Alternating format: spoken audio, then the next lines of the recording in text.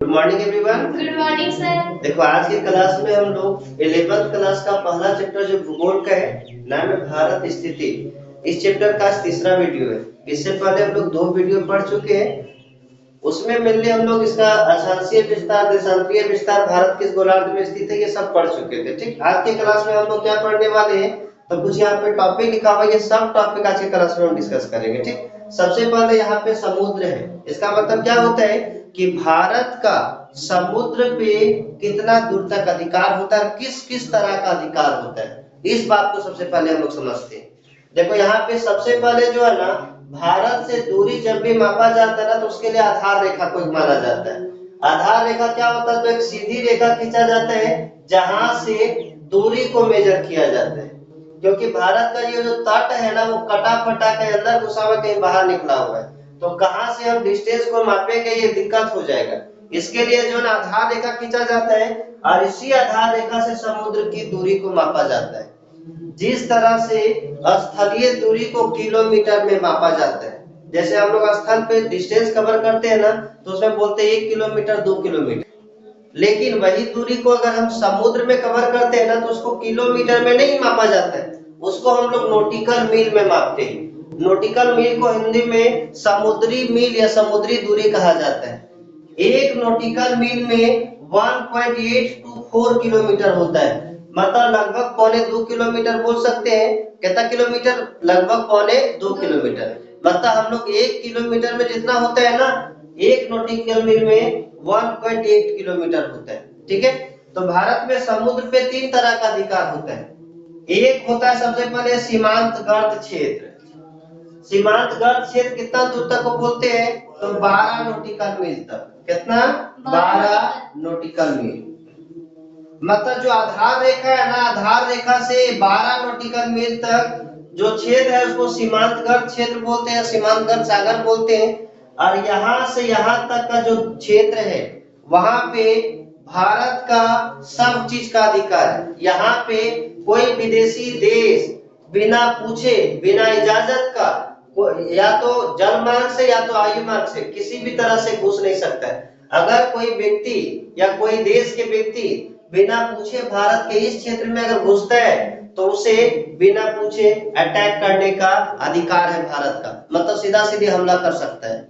कोई पूछताछ अगर करके नहीं आया, बिना परमिशन का है, तो सीधा सीधे क्या कर सकता है? हमला कर सकता है। मतलब इस क्षेत्र में जो है ना, पूरी अधिकार किसका है?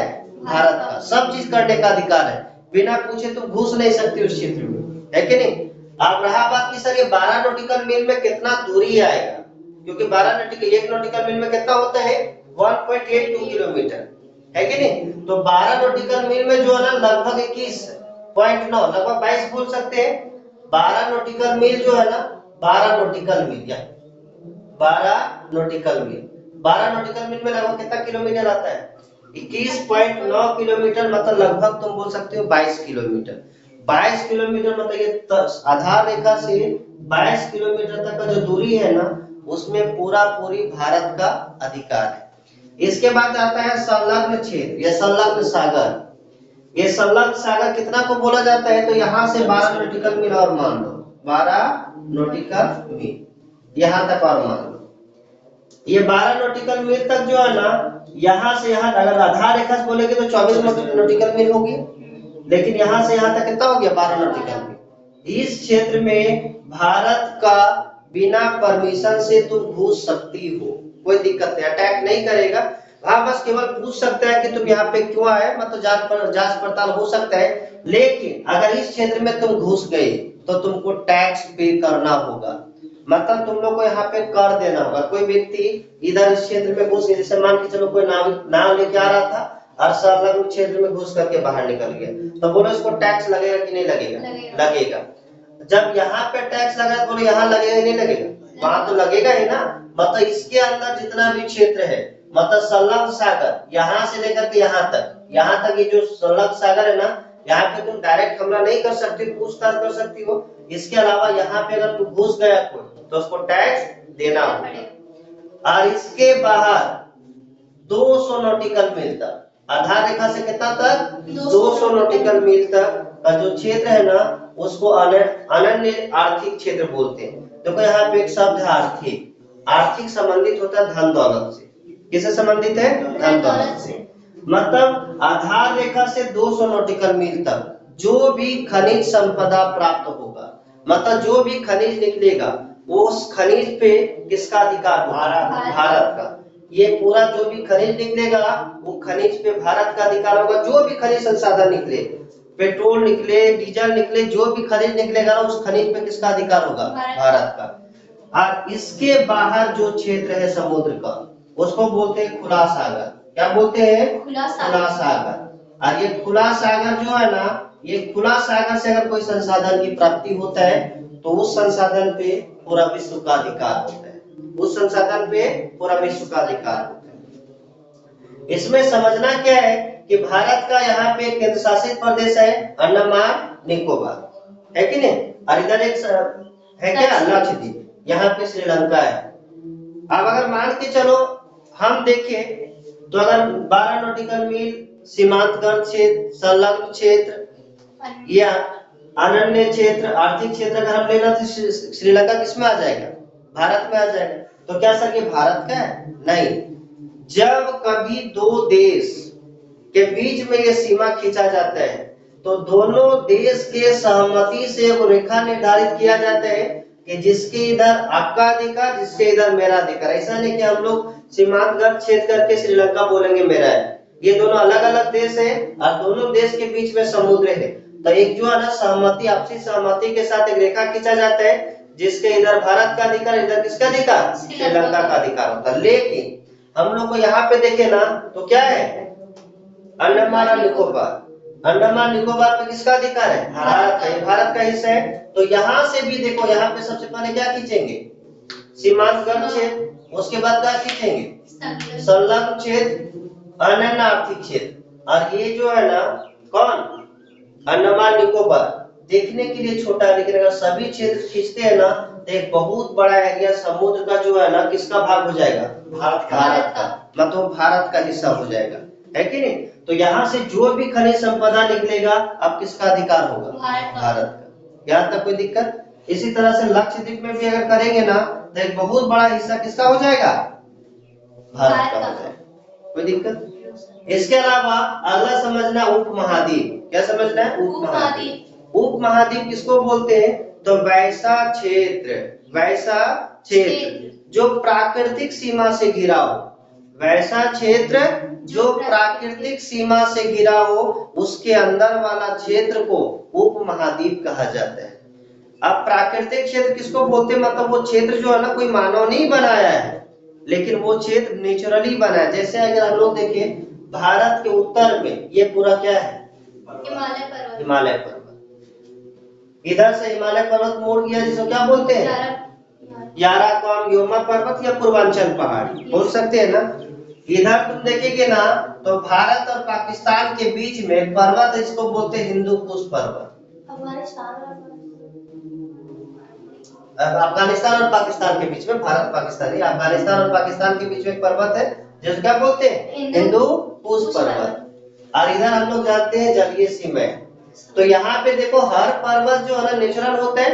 हिंदू कुश पर्वत प्राकृतिक पर्वत है, हिमालय पर्वत पूर्वांचल पहाड़ी, और इसके क्षेत्र में कुछ जगह घिर गया है। तो इसके अंदर वाला क्षेत्र को क्या बोलते हैं? उपमहाद्वीप। और उपमहाद्वीप में कौन कौन सा देश है? ये नेपाल है, ये भूटान है, ये बांग्लादेश है, ये भारत है और ये क्या है? पाकिस्तान। टोटल कितना देश हुआ? 5। 1 2 3 4 5।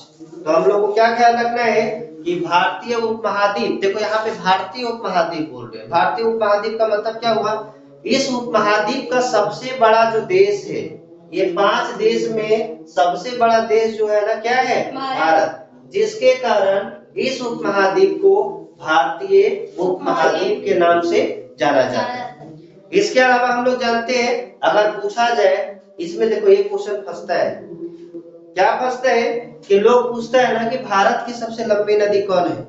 तो भारत की सबसे लंबी नदी बोला जाता है कौन है? गंगा। लेकिन जब पूछ दे भारतीय उपमहाद्वीप, मतलब ये 5 देश मिलाकर भारतीय उपमहाद्वीप की सबसे लंबी नदी कौन है, तब सिंधु हो जाएगा। कैसे होगा? देखो सिंधु नदी जो है ना तिब्बत के मानसरोवर झील से निकलता है, ऐसे पाकिस्तान जाता है, पाकिस्तान के बाद इधर आता है। ठीक, आप देखो ये गंगा नदी बस यहाँ से आता है, कौन लंबी दिख रही है? सिंधु नदी। सिंधु। ब्रह्मपुत्र नदी भी है, देखो इधर जाती इधर इतना आने के बाद ऐसे, लेकिन ये देखो उपमहाद्वीप में है नहीं, वो चीन में है, चीन उपमहाद्वीप का हिस्सा नहीं है। इसीलिए अगर पूछा जाए कि सिंधु नदी भारतीय उपमहाद्वीप में क्या है सबसे लंबी नदी, लेकिन अगर पूछा जाए भारत की सबसे लंबी नदी कौन है, तो गंगा हो जाएगा। कोई दिक्कत? इसके अलावा अगला हम लोग समझना है कर्क रेखा के बारे में। हम लोग जानते हैं कर्क रेखा जो है ना उत्तरी गोलार्ध में स्थित है और कितना डिग्री पे है? 23.5 डिग्री उत्तरी पे, जो कि भारत के बीचों बीच से गुजरती है, भारत के बीचों बीच से गुजरती है। और भारत के बीचों बीच से अगर गुजारोगे ना तो देखो ये भारत है और ये देखो बीचों बीच से गुजरा है। Yes sir. आधा भारत उधर आधा भारत नीचे। और ये कौन कौन से राज्य से जाता है? तो ये 8 राज्य से गुजरते हैं। 8 राज्य का एक ट्रिक है जिसको बोलते हैं झार गमछा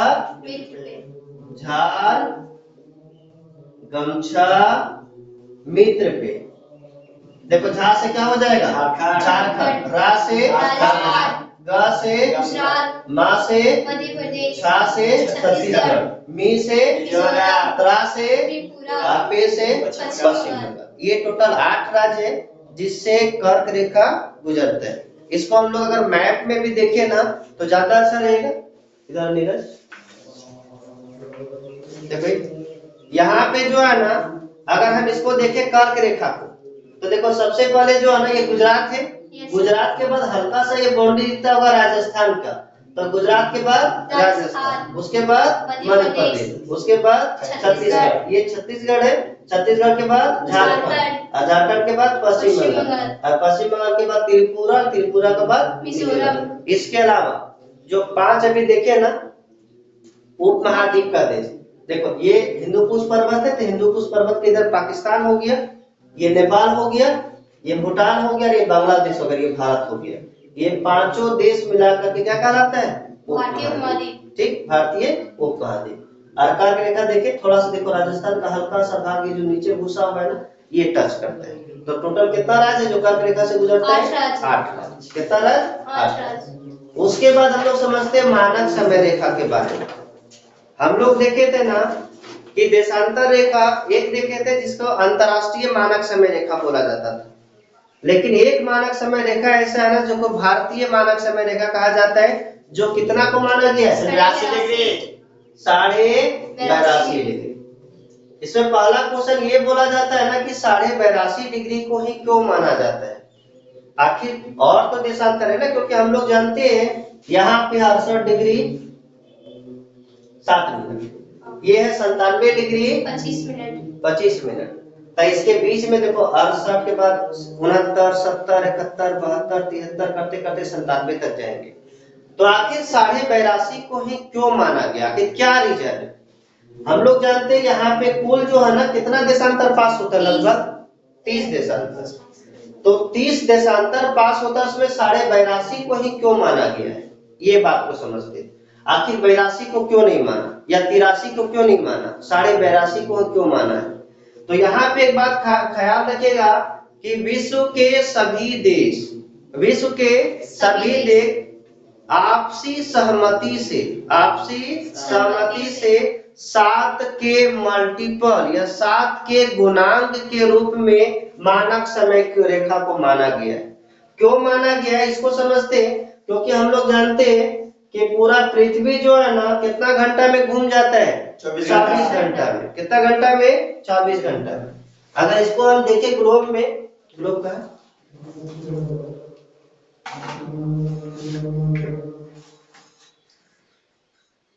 देखो ये जो है ना ये भारत है, और हम लोग जानते हैं भारत अपने एक्स पे कितना घंटा में घूम जाता है? 24 घंटा में।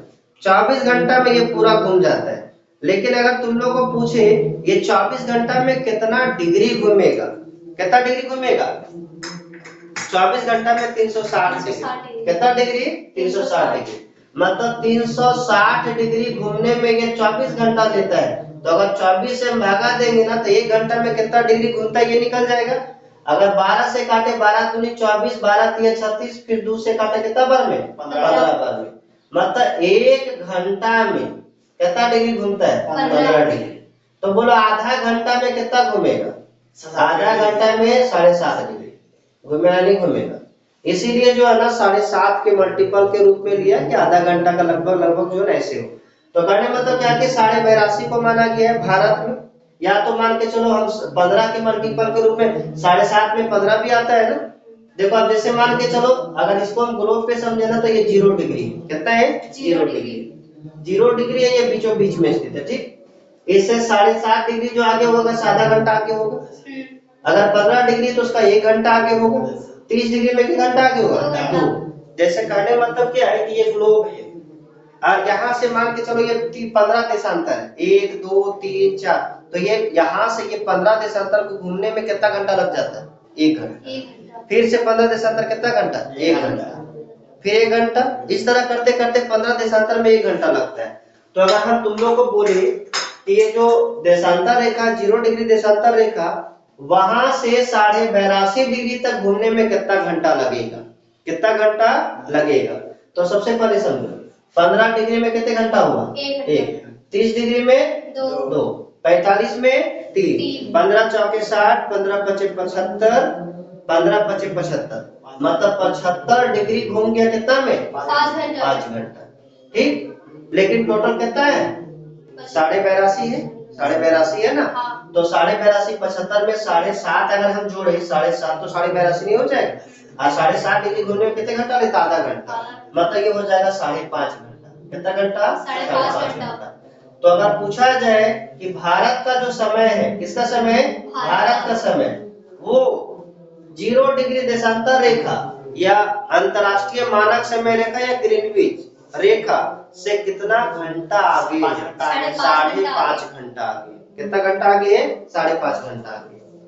मेरा बात समझो, यहाँ पे एक बात समझ लेना कि भारत का जो मानक समय रेखा है ना वो 82.5 को माना गया इसलिए ना क्योंकि यहाँ से तो 30 देशांतर पास होता है।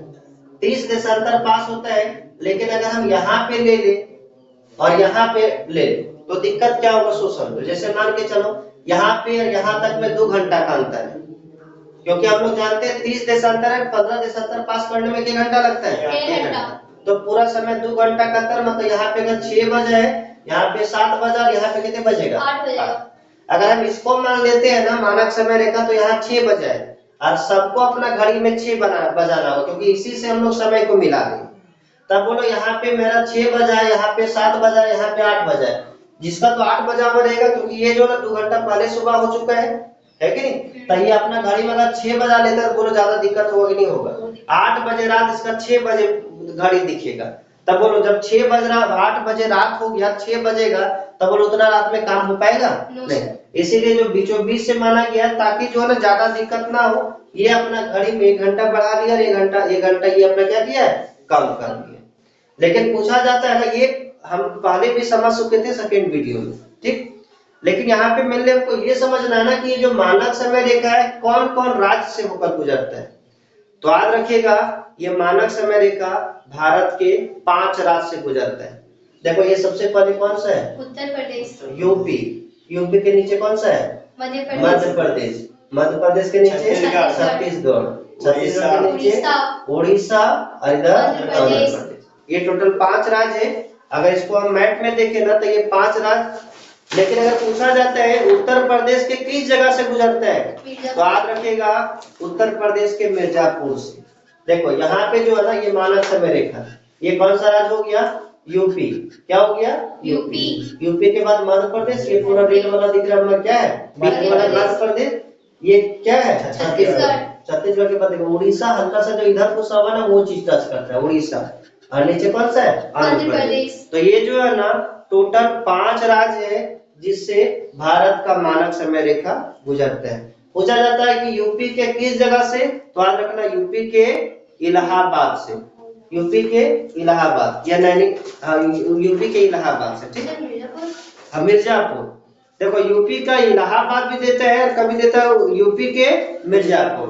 तो याद रखना यूपी का इलाहाबाद या तो मिर्जापुर, ये दोनों जगह से गुजरते हैं। ताकि यूपी में तो एक ही जगह है, यहीं पे मिर्जापुर है, यहीं पे इलाहाबाद है, तो दोनों जगह से बोल सकते हो यूपी के मिर्जापुर। दोनों जिला है? इलाहाबाद भी जिला है? हाँ, इलाहाबाद भी जीता है, मिर्जापुर भी जीता। तो यूपी के किस जगह से? मिर्जापुर। मिर्जापुर से। ठीक, इसके अलावा हम लोग को समझना है भारत का क्षेत्रफल। और भारत का दो तरह से क्षेत्रफल याद रखना, एक लगभग में और एक एक्चुअल में। भारत का क्षेत्रफल जो है ना बोला जाता है 32.8 लाख वर्ग किलोमीटर। 32.8 लाख वर्ग किलोमीटर। ठीक, इसके अलावा 32,87,263 32,87,263 वर्ग किलोमीटर। 32,87,263 वर्ग किलोमीटर। फिर अगर पूछा जाता है क्षेत्रफल में, तो क्षेत्रफल में जो है 2.42%। कितना? 2.42%। मतलब विश्व के जितना क्षेत्रफल है उसका 2.42% क्षेत्रफल किसके पास है? भारत के पास। अगर मान के चलो पूरा विश्व में 100% भूमि है, तो 100% में लगभग 2.5% भूमि किसके पास है? भारत के पास। अब हम लोग अगला समझते हैं पड़ोसी देश के बारे में। सबसे पहले समझो पड़ोसी किसको बोलते हैं। तो वैसा देश जिसका भूमि भारत से टच करता है, वैसा देश जिसका भूमि भारत से टच करता है, वैसे देश को पड़ोसी देश कहा जाता है। वैसे देश को पड़ोसी देश कहा जाता है। जैसे ये भारत है, भारत का भूमि पाकिस्तान से टच कर रहा है, तो भारत का पड़ोसी कौन हो गया? पाकिस्तान। यहाँ पे हल्का सा जो जगह है ना, वहाँ पे अफगानिस्तान टच करता है, तो भारत का पड़ोसी अफगानिस्तान भी है। देखो ये पूरा चीन टच करता है ना भारत से, तो पड़ोसी चीन भी हो जाएगा। नेपाल भी टच कर रहा है तो नेपाल, भूटान, ये बांग्लादेश, यहाँ म्यांमार भी टच करता है ना, तो म्यांमार। ये जो है ना स्थल से टच करता है कि नहीं? तो इसको स्थलीय पड़ोसी देश बोलते हैं। और टोटल कितना स्थलीय पड़ोसी देश है अगर हम काउंट करें तो 1 2 3 4 5 6 7। कितना है? 7 पड़ोसी देश। इसके अलावा 7 ना है, 1 2 3 4 5 6 7 पड़ोसी देश है। इसके अलावा 2 जलीय पड़ोसी देश है। 2 जलीय पड़ोसी देश है। एक है श्रीलंका और एक है मालदीव। यहाँ पे एक और देश है मालदीव।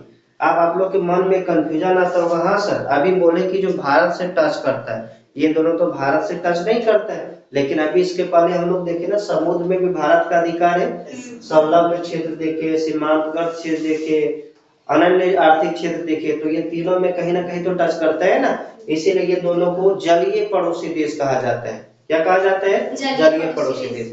अगर इसको हम लोग मैप में देखे ना, तो यहाँ पे देखिए, यहाँ पे कुल जो है ना देखो पड़ोसी देश, ये भारत हो गया, तो ये पाकिस्तान, ये भारत से टच किया है ना, तो पाकिस्तान हो गया। यहाँ पे अगर देखे ना इधर, यहाँ पे अगर देखे ना यहाँ, तो ये अफगानिस्तान है जो भारत को हल्का सा टच करता है, तो अफगानिस्तान भी क्या हो गया?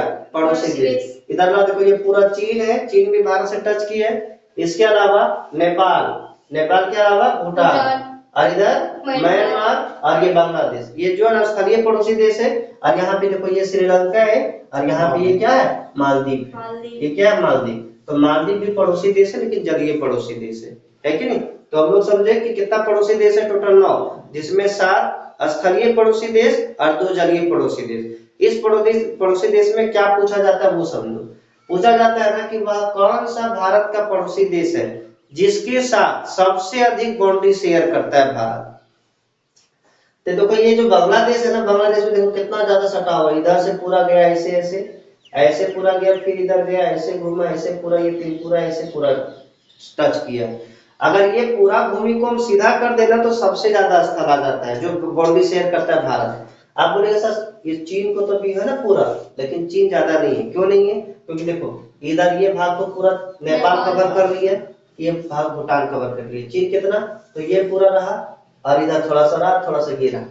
लेकिन अगर इसको हम सीधा करते हैं, इसको ये पूरा भूमि ऐसे पूरा घूम घूम के जो गया ऐसे अगर सीधा करते हैं ना, तो चीन से ज्यादा हो जाता है। तो याद रखिएगा सबसे ज्यादा स्थलीय सीमा किस देश के साथ लगा हुआ है? तो बांग्लादेश के साथ। और सबसे कम पूछा तो अफगानिस्तान के साथ। अगला चीज पूछा जाता है ना कि किस दिशा में कौन सा देश है? तो भारत का पड़ोसी देश। मान के चलो हम लोग जानते हैं ऊपर उत्तर होते हैं और नीचे क्या होता है? ये नॉर्थ हो गया, ये साउथ हो गया, और ये ईस्ट हो गया, ये वेस्ट हो गया। लेकिन इसके बीच का अगर बात करेंगे ना तो ये साउथ ईस्ट हो जाएगा, साउथ वेस्ट हो जाएगा। दक्षिणी पश्चिमी, इधर क्या हो जाएगा उत्तरी पश्चिमी, इधर उत्तरी पूर्वी और इधर दक्षिणी पूर्वी। तो ये जो है ना पाकिस्तान अगर देखे ना तो पाकिस्तान यहाँ पे, तो इसका डायरेक्शन अगर हम बोल सकते हैं ना कि भारत के किस दिशा में पाकिस्तान स्थित है, तो उत्तर एवं पश्चिम। भारत और अफगानिस्तान ये दोनों उत्तर पश्चिम दिशा में। तीन देश ऐसा है जो उत्तर दिशा में, चीन, नेपाल और भूटान, ये तीनों कहाँ ऊपर में। तब किस दिशा में हो गया उत्तर दिशा में। और ये दो देश जो है ना म्यांमार और बांग्लादेश, इसको उत्तर पूर्व माना जाता है। क्या माना जाता है उत्तर पूर्व, ये उत्तर पूर्व दिशा में। ये बात डायरेक्शन भी याद रखिएगा कि किस देश का डायरेक्शन किस देश। अब मान के चलो इस तरह से भी क्वेश्चन पूछता है कि कौन सा देश के साथ भारत का उत्तराखंड, उत्तर प्रदेश, बिहार, पश्चिम बंगाल और सिक्किम टच करता है। तो हम लोग को ये थोड़ा सा माइंड में ये मैप के थ्रू जो है ना मैप स्किल थोड़ा सा विकसित करना होगा, जिससे हम लोग को ये पता चल सके ना कि किस देश वहां पे हो सकता है। जैसे हम बोले यूपी, उत्तराखंड, बिहार, पश्चिम बंगाल, तो कम से कम जो है ना भारत का कौन कौन सा राज्य कहाँ पे, अगर ये आइडिया रहेगा ना तो आराम से मान सकते हैं। मान के चलो यहाँ पे यही पड़ोसी देश का नाम देगा ना, पाकिस्तान दे दिया, तब बोलो ये पश्चिम बंगाल इधर, पाकिस्तान उधर कभी टच करेगा? भूटान दे दिया, तो बोलो भूटान में यूपी, उत्तराखंड कभी टच करेगा? नहीं करेगा। तो हम लोग जो है ना थोड़ा सा सिक्सेंस के थ्रू, अनुभव के थ्रू बता सकते हैं, कोई दिक्कत? चलो इतना ही। इसके बाद जो है ना अगला चीज हम लोग को समझना है हिंद महासागर। कौन सा सागर? हिंद महासागर। और हिंद महासागर हम लोग जानते हैं ना कि हिंद महासागर का नाम किसके नाम पे पड़ा है? हिंदुस्तान के नाम पे। और हिंद महासागर भारत के किस दिशा में? दक्षिण दिशा में। किस दिशा में? दक्षिण दिशा में। और दक्षिण दिशा में इसके अलावा ये भारत का सबसे ज्यादा जो बाउंड्री है ना वो किसमें लगा हुआ है? हिंद महासागर। मतलब कोई भी ऐसा देश नहीं जिसका स्थलीय सीमा हिंद महासागर में भारत से ज्यादा टच करता है। इसका मतलब क्या हुआ कि सबसे ज्यादा स्थलीय सीमा जो है ना, स्थलीय सीमा नहीं जलीय सीमा बोल सकते हैं, मतलब जल के साथ हिंद महासागर के सबसे ज्यादा साथ बाउंड्री कौन शेयर करता है? भारत। जिसके कारण हिंद महासागर का नाम भारत के नाम पे रखा गया है। ठीक है। इसके अलावा भारत जो है ना मध्य एशिया में स्थित है। कहाँ स्थित है? मध्य एशिया। अगर इसको हम लोग देखें मैप में तो देखो ये जो है ना ये पूरा क्या है? ये पूरा एशिया है। ये पूरा क्या है? एशिया है। और ये भारत है। तो भारत जो है ना देखो एशिया के इधर भी कोई देश है, एशिया के इधर भी कोई देश है, तो ये मध्य एशिया हुआ कि नहीं हुआ? और ये नीचे हिंद महासागर है। हिंद महासागर में देखो बाउंड्री पूरा शेयर करता है ना भारत। अब हिंद महासागर में भारत की केंद्रीय स्थिति है कि नहीं? बीच में मध्य एशिया में स्थित है भारत। अब भारत जो है ना यहाँ से तुम देखेंगे ना तो विश्व के लगभग सभी देशों के साथ व्यापारिक संबंध स्थापित हो सका, क्योंकि हम लोग जानते हैं पहले एक सिल्क रूट रहता था जो चीन से होकर जाता था, चीन और यूरोप, चीन से यूरोप जाता था। और इसी सिल्क रूट से जो है ना जिसको रेशम मार्ग भी बोलते थे, तो इसी रूट से जो है ना पहले व्यापार होता था। लेकिन हम लोग जानते हैं ये सिल्क रूट बंद हो गया। अब बंद हो जाने के बाद जो है ना Vasco D gamma cap of good hope होते हुए भारत के जलीय मार्ग की खोज किया था 1498 ईस्वी में। और इधर से जब खोज हुआ था ना तो यहाँ पे क्या हुआ कि पूरा का पूरी ये भारत जो है ना समुद्री मार्ग से क्या करने लगा? व्यापार करने लगा। तो हम लोग देखें कि पूरा अफ्रीका भी चला जाता है भारत, ऑस्ट्रेलिया भी चला जा रहा है, इधर अमेरिका भी चला जा रहा है, क्योंकि देखो ये पूरा पृथ्वी गोल है। अगर ये अमेरिका भी यहाँ दिख रहा है ना गोल करेंगे तो यहीं पे आएगा कि नहीं आएगा? तो अमेरिका पूरा मतलब उत्तरी अमेरिका जा रहा है, दक्षिणी अमेरिका जा रहा है, हर जगह पे ये व्यापारिक संबंध स्थापित कर सकता। किसके वजह से? इस हिंद महासागर की वजह से। इसके अलावा एक महासागर देश वैसा था जिसको जाना थोड़ा सा ज्यादा लंबा दूरी हो जाता था। वो कौन सा था? यूरोप। यूरोप को जाने के लिए ऐसे ऐसे जाना पड़ता था और ऐसे ऐसे जाना पड़ता था, बहुत ज्यादा लंबा दूरी हो जाता था, जिसके कारण हम लोग देखिए कि यहाँ पे जो है ना ये लाल सागर है। ये कौन सागर है? लाल सागर। यहाँ पे पानी वाला कुछ पार्ट दिख रहा है ना, लाल सागर। और ये भूमध्य सागर। इसके बीच में जो है ना थोड़ा सा जमीन था, ये जमीन को काट करके नहर बना दिया गया और इस नहर का नाम है स्वेज नहर। क्या है? स्वेज नहर। और ये स्वेज नहर के खुल जाने से, स्वेज नहर के खुल जाने से भारत से यूरोप के बीच 7000 किलोमीटर दूरी कम हुआ है। मतलब यहाँ से ऐसे अगर जाते हैं ना और ऐसे अगर जाते तो कितना दूरी कम होता है? 7,000 किलोमीटर। और ये स्वेज नहर की स्थापना कब हुआ था? तो जब गांधी जी का जन्म हुआ था 1869 ईस्वी में। अगर पूछा जाए देखो 1800 कब? 1869 ईस्वी में पूछा जाए कि स्वेज नहर प्राकृतिक है कि मानव निर्मित है, तो स्वेज नहर मानव निर्मित है क्योंकि इसको मानव बनाया है।